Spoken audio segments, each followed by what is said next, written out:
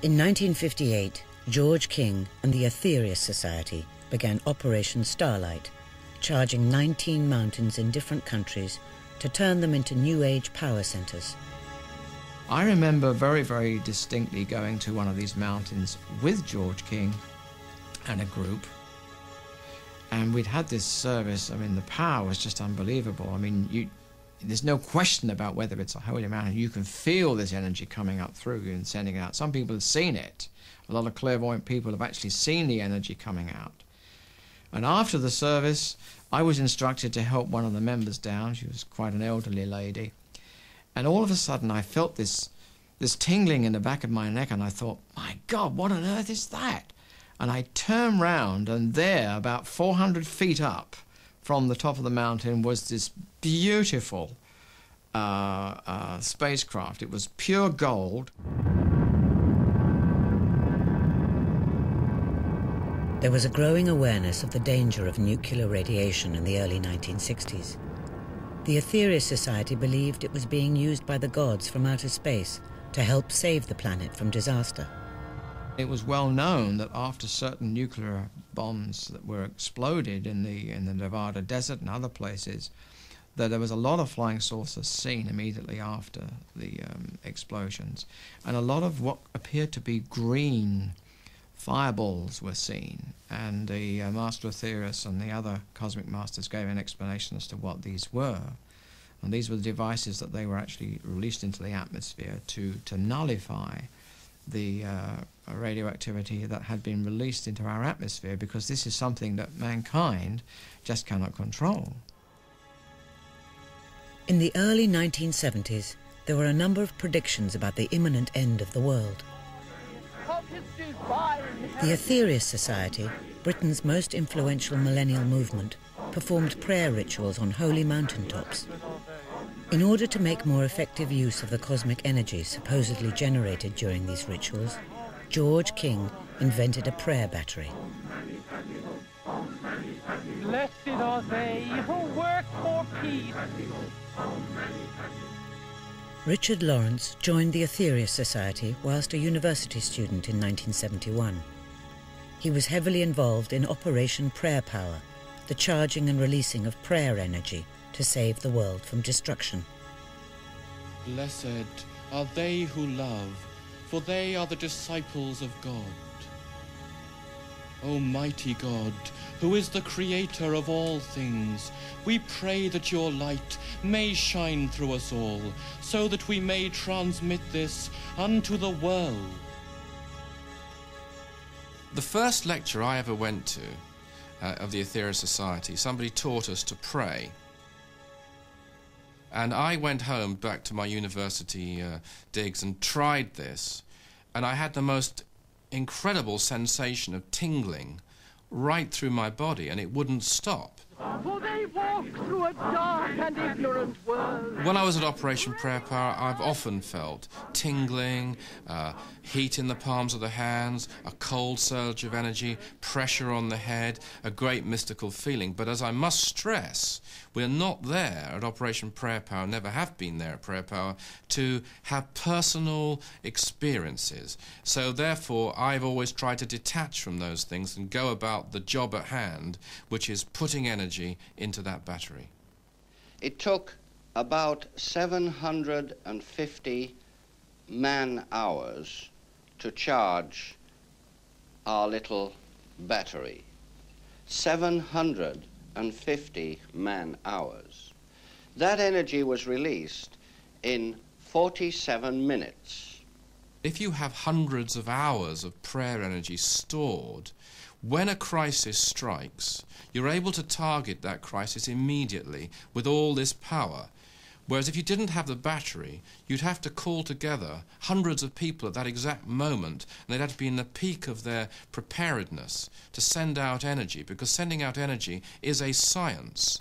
It's not just a religion. As a matter of fact, in its highest sense, there is no difference between religion and science. They come together. And it's encapsulated, I think, in Operation Prayer Power, where you have this device so that you can... It's an emergency situation device, really, at a spiritual level. This is the antenna the last stage of the spiritual energy radiator.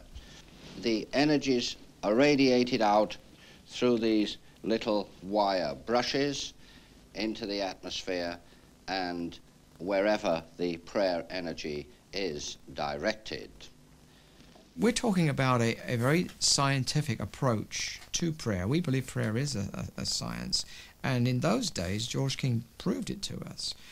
The energy was so powerful in that battery that several of us in those days, when we were handling, if we're not careful how to handle a battery, we used to get spiritual burns. We used to get actual marks on our hands, just like you would get a burn, say, from a hot iron or from a fire, which would cause a red inflammation. Well, the burns that we used to get from this prayer power energy were white. We upon Mars now realize that there cometh a new age to Terra. George King and the Aetherius Society were also predicting the end of the world and the coming of the Master of the Universe that would herald the birth of a new age. George King was given a very definite cosmic message about the second coming, as people have prophesied it. Only the description was very specific, and it indicated without any shadow of a doubt that the second coming will be very different from the other masters who've come to the earth, and in as much as the next master will land on this earth, which means he will use a vehicle of some description. People's reactions will be, if you like, a sorting of the wheat from the chaff, depending how we all react to that event. Those people who go with it, who change with the great change, the great spiritual change, will inherit a glorious new age. Those people who don't want to do this, aren't ready to do this, resist it, even after having had absolute proof and evidence, and still wish to engage in war, in selfishness, in greed, in things that really detune everybody on this planet. Those people will be given the opportunity to carry on their chosen way, because God and the law of karma isn't about changing people against their will. They'll carry on, but elsewhere, on another planet. By the late 70s, George King and the Aetherius Society had an international following of several thousand. However ancient the red walls of this canyon, they had never seen anything to equal this in spiritual power. The Aetherius Society predicted 1999 as a possible date for the second coming, but its spokesman now claim that the success of Operation Prayer Power has postponed the end of the world, at least for the time being.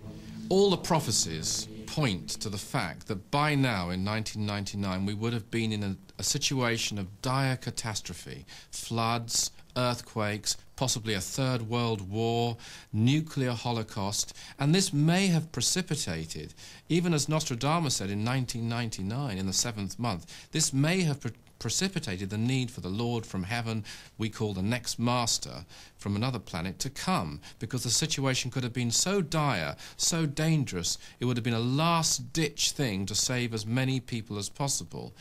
The whole work of Dr. George King and the Aetherius Society and all the missions that we do, things like Operation Prayer Power, has been to alleviate this, to make the world a safer place. And it may well be that this has postponed the need for the next master to come into that catastrophic situation, and hopefully will come into a much smoother situation than it would otherwise have been.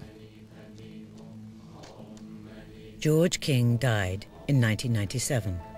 But the faith in the imminent arrival of a master from outer space remains unquestioned. His coming will, according to the Aetherius Society, usher in a new age of spiritual enlightenment. We haven't been told exactly what will happen in the New Age on a day-to-day basis, but we know certain things. We know that all the people on this planet will recognize what you might now call the paranormal, that which is beyond the physical, the metaphysical, the spiritual aspects of life, as well as the purely physical ones. So it will be a spiritually scientific culture.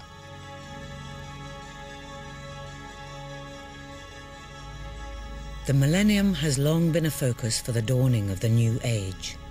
Though predictions about the imminent end of the world have come and gone, New Age thinking has become an established feature of the spiritual landscape.